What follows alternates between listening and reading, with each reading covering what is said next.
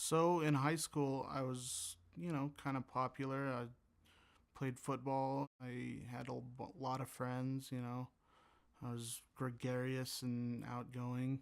And I was just a likable guy. Everybody seemed to like me. The first inklings I had probably were when I would have some kind of thought and I would say it out loud to my friends and they'd be like, "What are you talking about?" Or something that sort of half connected to the thing that was going on, and I would express this thought and people were like, "That's crazy, Mike."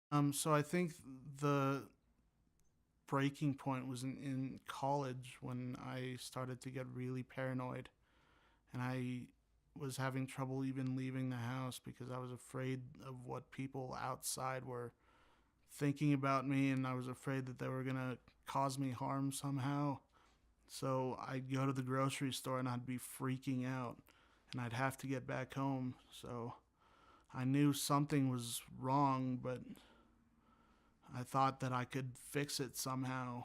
I shared it with my parents, but I was also smoking a lot of pot during that time, so they figured it was just the drugs that was causing the paranoia. I think the two kind of coincided and created sort of a perfect storm, I think I was a little loopy beforehand, but um, the pot just exacerbated things. So I knew that when I started making connections about things that didn't seem to exist, like when I would imagine that something was put in the world for me to see at that specific moment, when I started making connections like that, I knew that there was something wrong, and I asked my parents if I could see somebody, but again, they thought it was just the pot. They had no concept of mental illness before my trip and before everything went down.